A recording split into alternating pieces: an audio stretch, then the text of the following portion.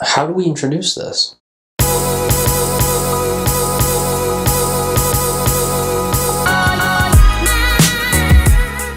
Welcome to Rare Disease Review's Deep Dive.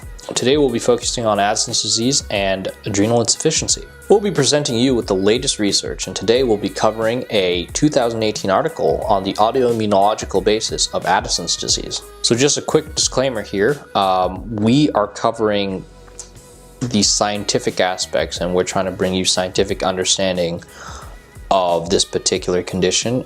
This does not constitute medical advice, and the full disclaimer can be found up here.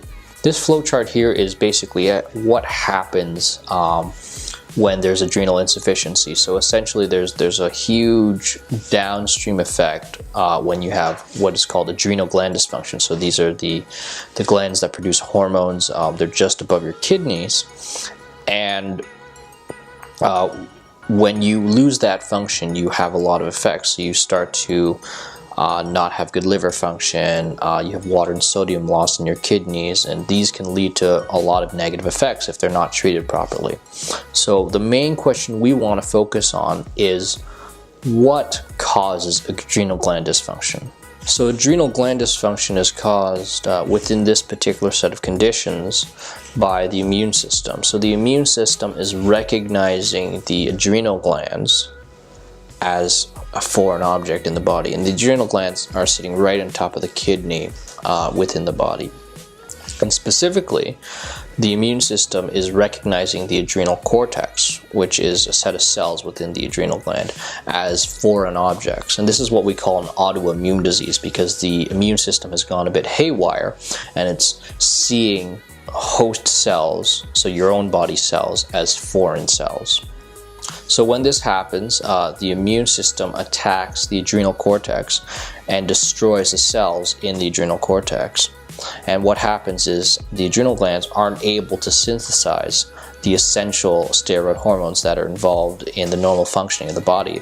And that's how we get that table that we had before, which is the loss of adrenal gland function results in the reduced production or non-production of vital hormones, and that leads to all the downstream effects that we've seen. So when we're talking about autoimmune diseases and the misrecognition of host cells for infectious agents, antibodies become an important part of that story.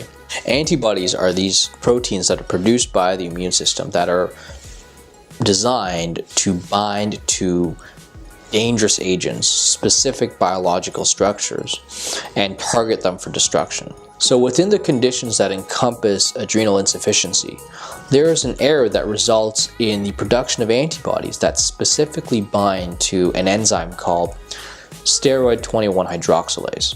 So steroid 21 hydroxylase is an enzyme, and an enzyme is a protein within the human body that has a specific biological function, and that means it does one job, and it does only that one job, and it does it super well.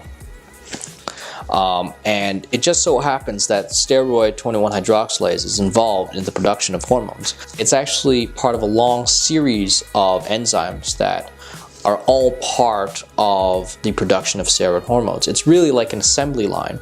And so when steroid 21 hydroxylase is targeted by the antibody and destroyed, the assembly line comes to a halt and you're not able to produce these vital steroid hormones that are necessary to the normal functioning of the human body. Thank you for watching this video. Rare Disease Review is a medical journal that anyone can understand. If you'd like to connect with us, please follow us on Facebook and Twitter. If you'd like us to speak at your next patient meeting, please email us at admin@rarediseasereview.org. Thank you, and see you next time.